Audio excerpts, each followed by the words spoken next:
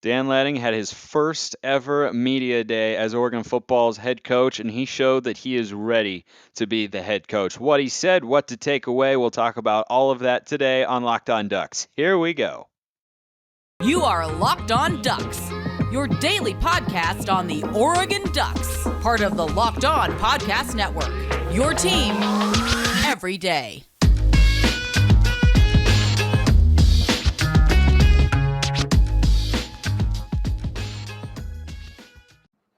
Yes, it is that time once again for Locked On Ducks. I'm your host, Spencer McLaughlin, D1 play-by-play broadcaster and lifelong Oregon Ducks fan. Thank you for making this your first listen or your first view of the day, part of the Locked On Podcast Network. Like, comment, subscribe wherever you're listening to or watching the show. Thank you to everybody out there who has done so already. We're back in season here at the Locked On College channel, which means we'll be back to daily content. Been doing my best to keep it daily here throughout the summer. There has not been a shortage of topics to be sure, but now we are back to 5 days a week throughout the month. And one guy who I like to get on several times a month, if possible, is Rian Winter. He is with me today at Sports Chat 503. Ryan, it is right around the corner, that time of year where we will have actual football games to be talking about. And boy, watching media days over the weekend just got me a little bit more juiced up for it.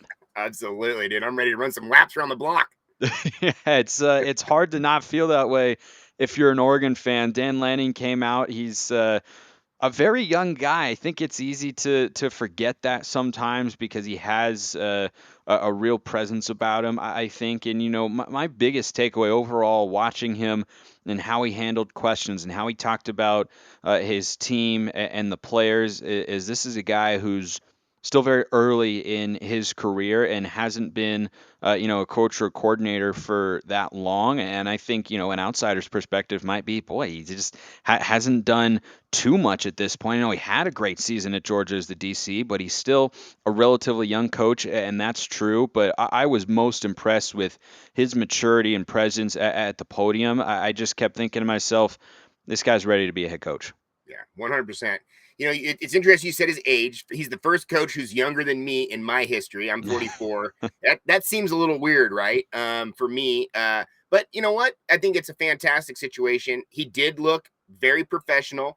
I thought, he did a really good job. There was a bunch of different media that I, looked at. There's a bunch of different interviews they were having over time and whatnot. And I tried to gather all of it up. I'm a guy who tries to watch everything. I try to watch all the interviews as much as I can, just to kind of, what I'm most interested in is my number one passion right here for the Oregon Ducks, right? So I really liked how he came out and basically just went on like a 2-minute sales pitch of Oregon. Hey, all right, we're Oregon. We are the best team in the conference for the last decade. There's only been 9 teams to go to the playoff. We're one of them, and we've been there twice.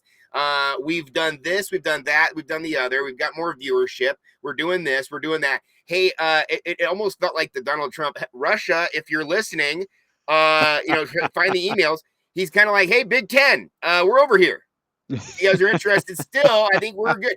Even though he did a really good job, and I think actually all the coaches of on Pac-12 Media Day did a really good job of avoiding the Big Ten question, right? Or avoiding the Big 12 question. The Arizona schools, everybody else, they did a really good job of kind of sidestepping that. They let the commissioner talk about that, right? So Klavkov didn't pull any punches on that one, man. He went right after it. He said the Big 12's scared.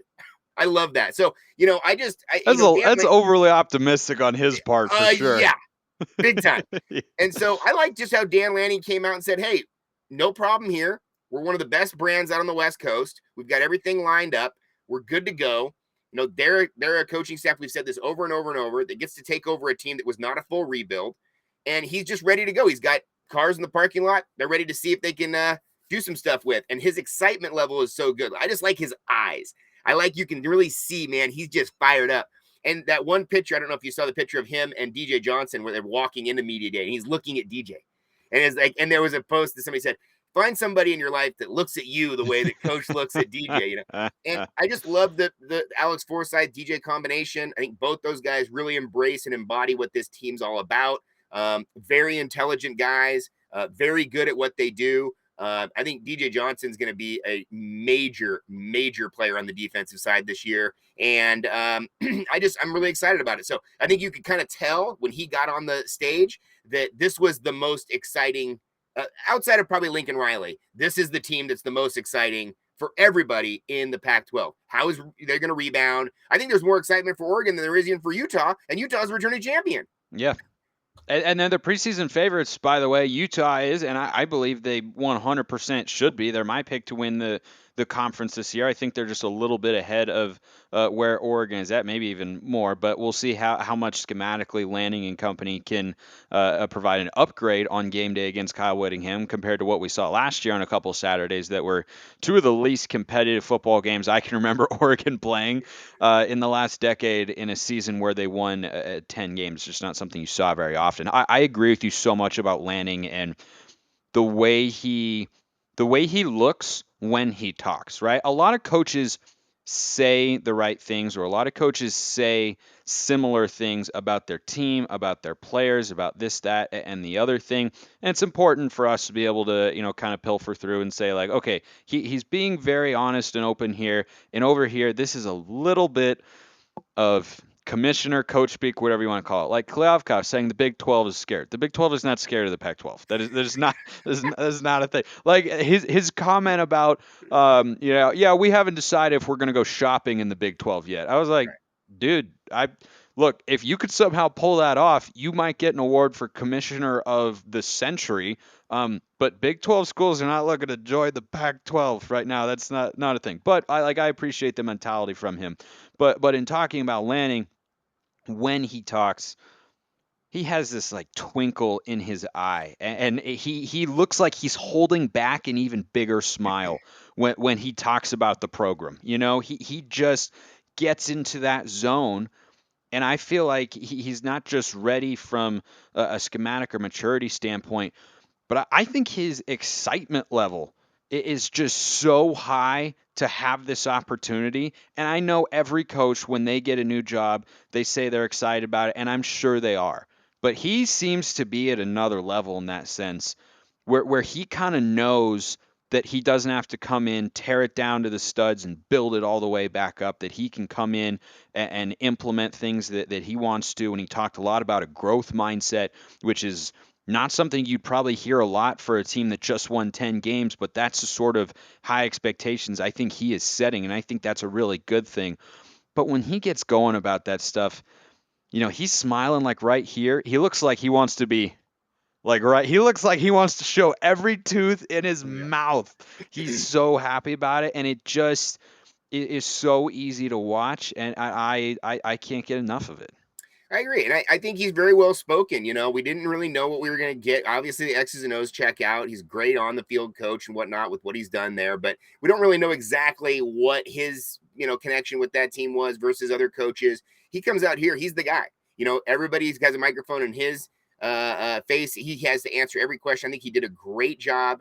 And he's done a really good job in front of the microphone, just kind of expressing himself. I tend to think he's probably, again, this is a guy that came in. He's already had the best recruits. He hasn't even coached a game yet. This is insane. Not a single game. This is insane. Okay, so he's brought in the best quarterback we've ever had. Hasn't coached a game yet. He has the Spencer Webb passing, which I think he really outlined really well in the media days. He is there and gives a fantastic speech at his service. Nails it. I mean, people are crying in the room, dude. Nails it. That's hard. That's so hard. That anytime you're a new first of all, yes. It's hard for a coach to handle. It's even harder for a new coach to handle.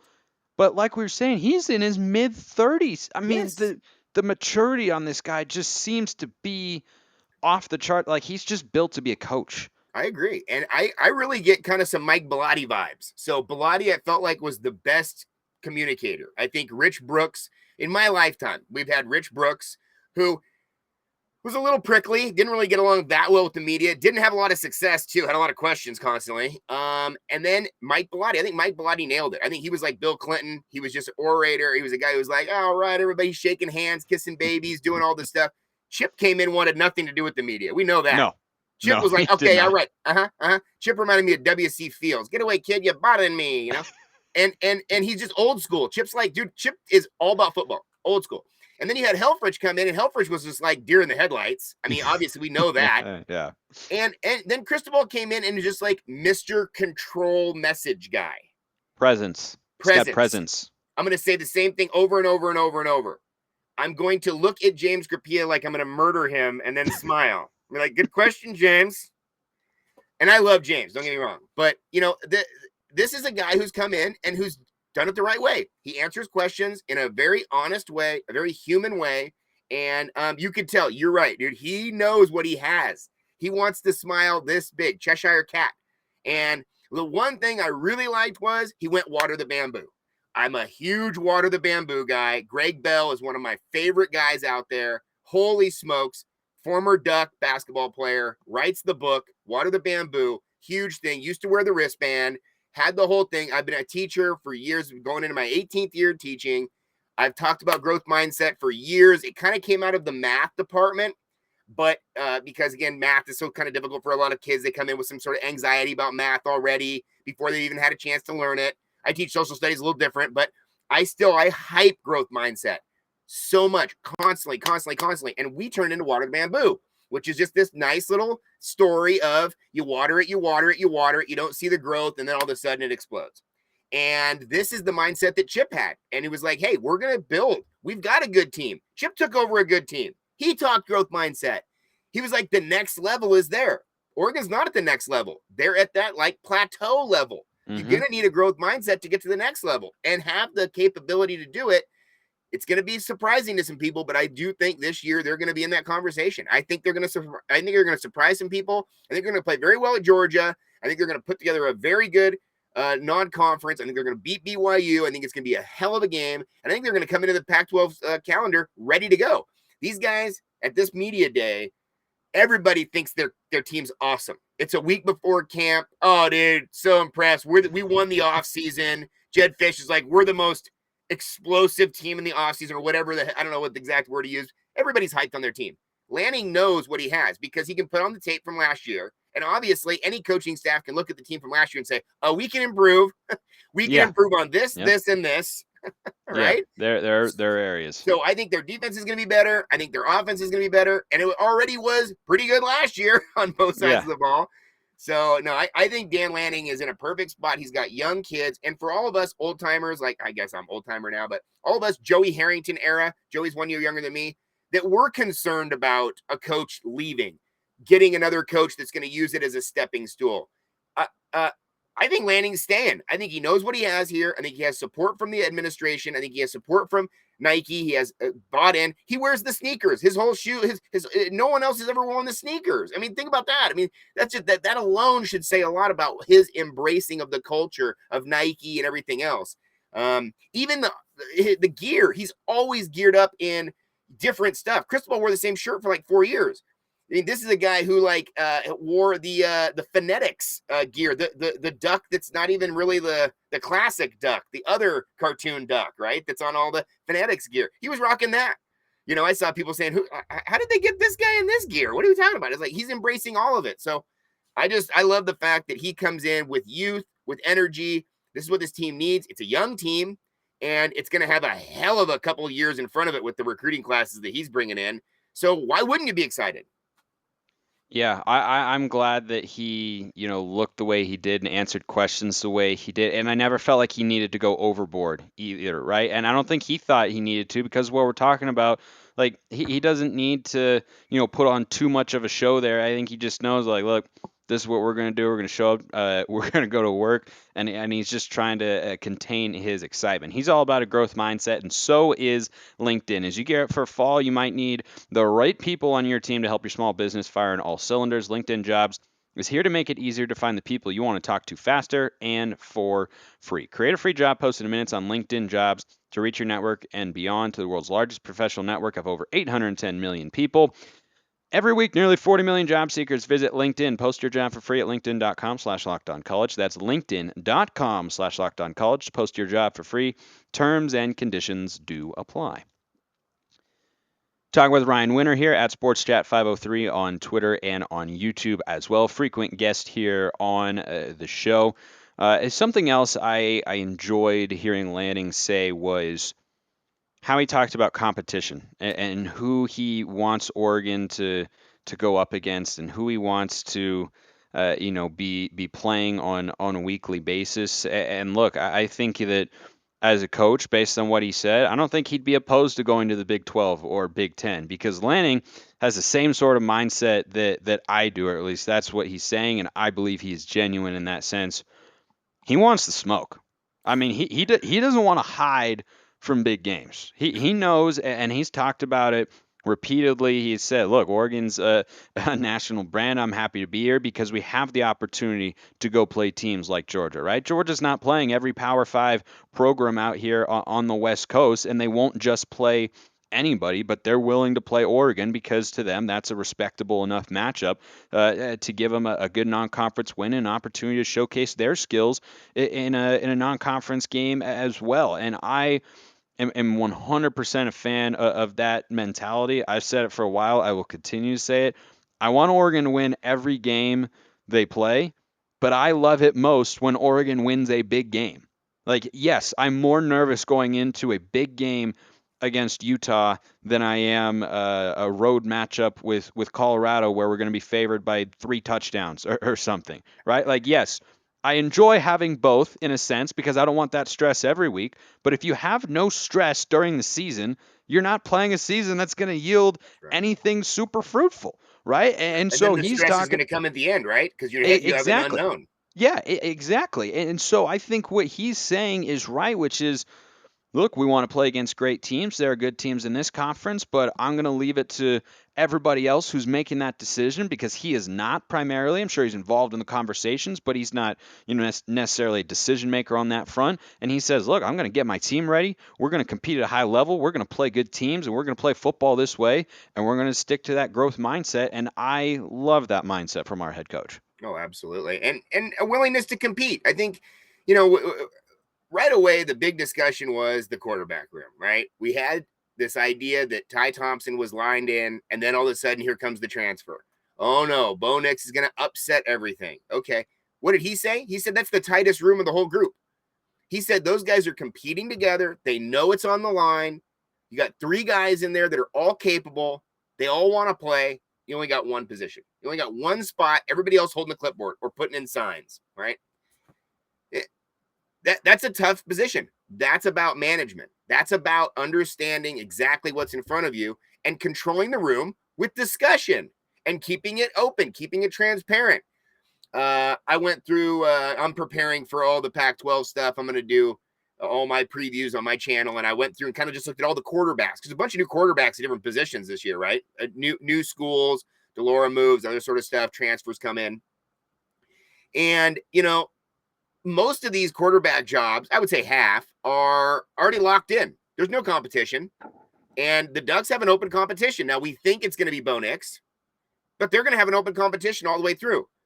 That's about transparency. That's about competition. That's about the willingness to compete. And, you got to like a team that's willing to do that. You have to. Football is an impact sport. I was talking to my dad yesterday in the pool. My dad loves to go down memory lane and tell stories about when our high school football or something. And he said, "Man, I remember that one time you used to tackle that guy." I said, "Buddy, I never shied away from contact. I liked contact in every sport. I was laying dudes out in every sport. I loved it.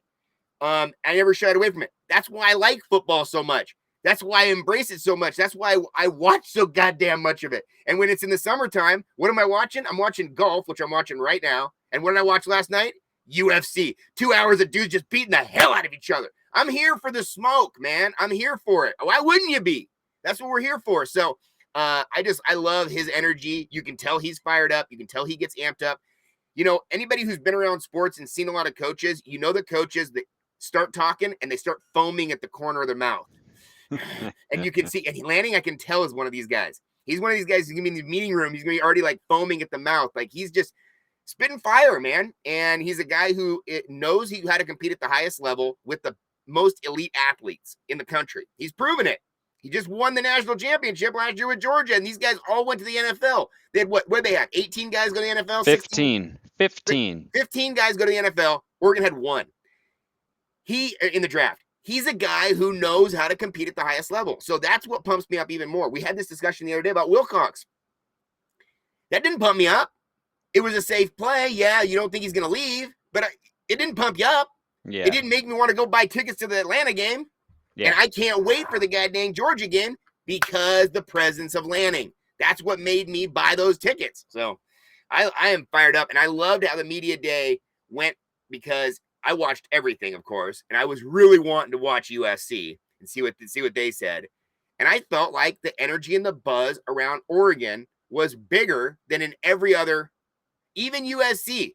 USC, they were like, well, kind of some unknowns. Well, you looks like it's really good. Well, it's the 7-on-7 team of the year. Well, we don't really. With Utah, it's like, oh, can you do it again? A lot of pressure. Can you do it again? Yes, they're returning everybody for the most part, or they have a bunch of skill guys coming back, except for Covey. But dude, Oregon's got a lot of buzz. Oregon's got a lot of hype, and Oregon's got still some unknowns too, which I think is exciting because I think Lanning's going to be wheeling out a brand new team on the biggest stage in college football in week 1. Who wouldn't be excited about that? Yeah, there's something else on that note I want to touch on after I tell you about Bet Online, the fastest and easiest way to check in on all your betting needs. Find all your favorite sports and events at the #1 online source for odds, lines, and games. Find reviews and news of every league, including Major League Baseball, Go Mariners, NFL, NBA, NHL, combat sports, esports, and even our personal favorite, golf.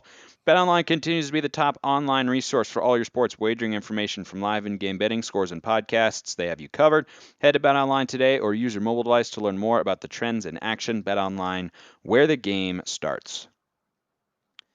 By the way, Ryan, not surprised that you're watching golf as we record this. Tony Finau, man, that guy has been on a 21 heater. under going into the last day. These guys are so good. It's ridiculous. It's absolutely ridiculous. I think yesterday he missed 1 fairway and 2 greens, or 1 green and 2 fairways. Yeah, no, they're just some park.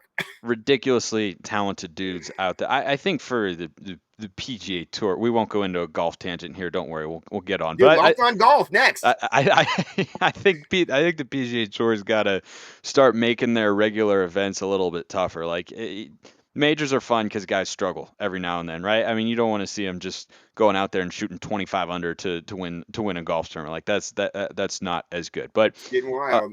You touched on something a moment ago about the excitement around Oregon. And one thing that I thought of is I think of all the teams that are coming into the Pac-12 this year, I think you could argue Oregon has the highest ceiling. Doesn't mean they will get there, but highest ceiling or most untapped potential from last year.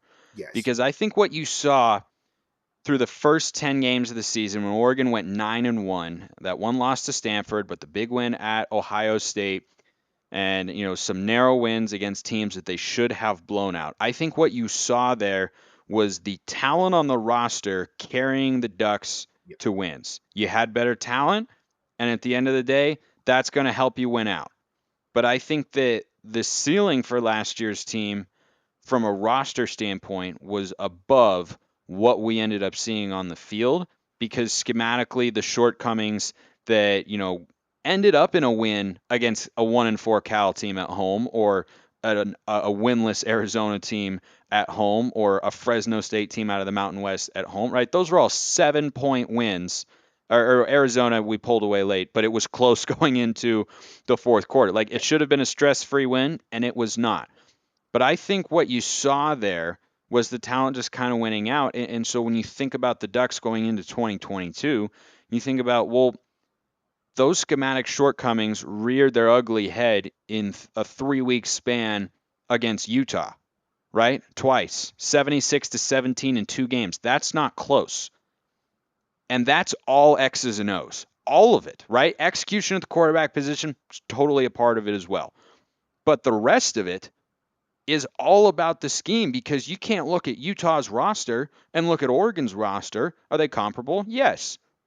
But based on the recruiting rankings, which is a really good indicator of where you're at as a team and as a unit, Oregon should be above Utah in that sense. Now, I understand Utah's been really strong with player development, and they're comparable. They're on that level. I'm not saying that they're not. But what I am saying is Utah's roster is not 76-17 in 2 weeks better. That's all scheme. And so it feels like if Lanning and the staff are able to make adjustments in that sense and be better, then the ceiling is beyond a 10-win season that we saw last year. And Oregon still won 10 games. It's so easy to forget that because it ended so horribly.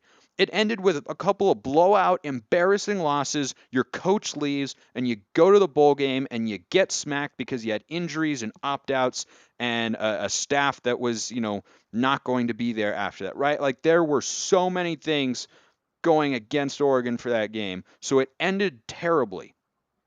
It was a 10-win season, and you beat both your biggest rivals.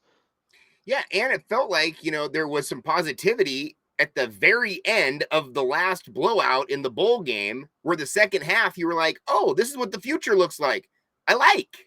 Yeah. They're throwing the ball more than 20 yards. I like. Oh, you got some freshman wide receivers that are talented. Nice. Okay, I can deal with this. I mean, even out of all that disparity at the end of the year, you still had a little bit of gleaming hope coming out of that last piece because you're bringing 7 back. You're bringing these guys back. And then you have obviously the whole turmoil of the offseason with the coaching staff. You have guys go to the transfer portal for a day and come back or whatever the case happened. There's all sorts of crazy stuff that went down. I think this year, man, these guys are really fired up, and it's an exciting year. It's very different than every other year you had a takeover.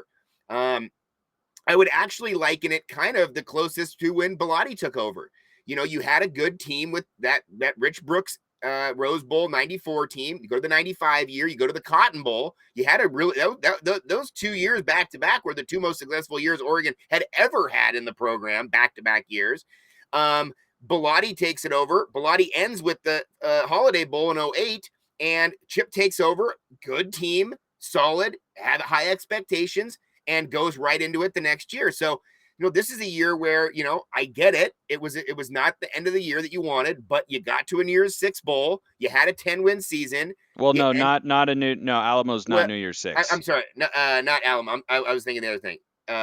You had your second best.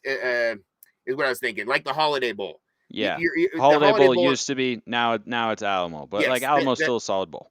The old Holiday Bowl was the second place bowl outside of the Rose Bowl. Correct. Now the Alamo Bowl is second place. I'm sorry, not New Year's Six. I meant to say one tier down from the top dogs. But either way, you had a quality opponent. You played a good opponent, and you got to tip the cap to Utah. Utah also went in to the Rose Bowl and had a hell of a 3 quarters until Ohio State did what Ohio State does. And, that's a good team. They're bringing a lot of guys back. They've got a really good quarterback. They kind of had figured the thing out, and so there's also something to be said about they wanted it. They were on the uptick. We were on the downtick. I get it. Injuries played a part in here too. I don't want to make excuses, but I mean, Oregon had a slew of injuries early in the year, especially on the defensive side. I mean, you're starting a freshman Keith Brown at linebacker at the Horseshoe. That was not expected. That was not something they wanted to do, but you were forced to do that. And even guys like DJ, DJ talked about it in the media day a couple times yesterday, saying, or on Friday, saying how he was kind of asked to do things, or he raised his hand and said, "What do you need? You need somebody at the tight end? I'll go to the tight end. You need somebody at the defensive end? I'll go to the defensive end. Where do you need me?" Because there was such a depleted roster there for a couple 3 weeks. It looked really bad. I do think, though, this is a year where you've got a brand new opportunity. You've got a new strength and conditioning coach. You've got a whole new identity in the program, and you're just bringing it. You're just bringing it, and you're going to see what happens. If something similar happens to this team, you just chalk it up to it's football. You got to wheel it out there. We want our team to win every game, but the other teams want to win too. That's why you play the game. And you get to the end of a fourth quarter and weird stuff happens. I mean, let's think about that Pac-12 championship game last year. I actually, going into that Pac-12 championship game, thought the Ducks were going to lose to Utah because they'd just gotten blown out 2 weeks before, but I thought they had a better chance. I thought maybe they'd put some things together. Utah scores that first drive like cheesecake. The second drive, Anthony Brown throws that interception, Devin Lloyd, and it's returned pick 6. It's 14-0, and there's a lot of time left in the first quarter. That right there took the wind out of the sails, and it was done. And you could tell the team, not that you want to say the team gave up, but the team definitely was like, well, it looks like we're not going to do what we're going to do. So the fact that you were able to go into that Alamo Bowl game, get shredded in the first half, and come back in the second half and say, hey, our season's not over, our future's not over. Let's throw this thing around. Let's have some fun. They played that second half like they really didn't care about the couple 3 losses before. And that's what I think about oftentimes when you have some seniors who are leaving the program and some young kids coming up who are going to establish the program. I mean, literally, you have Anthony Brown go to the NFL, and you have Troy Dye go to, or Travis Dye go to USC. It's one of those deals where now you've got a whole new group. You've got your all new running backs. You've got transfers coming in the running back room. You've got your wide receiver group all ready to go. You've got transfer in there. You've got you got the quarterback got to transfer. So there's a bunch of guys on this team that have not been a part of the past. They're coming in absolutely fresh with really high expectations, and they're all pumped up. The vibe at Oregon right now is really good, and Lanning has a lot to do with it. He's the guy at the front of the thing, but he's also a guy who, it feels like to me, is letting guys do their thing. He's delegating. He's letting Dillingham cover the offense. It's got to be fun over there with Dillingham running that thing. And the defense is on point. Everybody's listening to the defensive side with him and Tosh and those guys. Dude, they've got some things cooking. So it's an exciting time to be a Duck. Season is just over, a month away. I can't wait. No matter how it goes in that Georgia game, I am really, really excited to have some football to talk about here in less than a month. There's plenty more, though, which is why you should like and subscribe wherever you're listening or watching. And I thank Rian Winter at Sports Chat 503 on Twitter and YouTube. You check him out over there, and you will hear him as a recurring guest here on the show, as many of you have already. Ryan, appreciate the time as always, my man. Of course, man. Much respect, Spence. I appreciate everyone listening. Have a wonderful rest of your day, and go Ducks.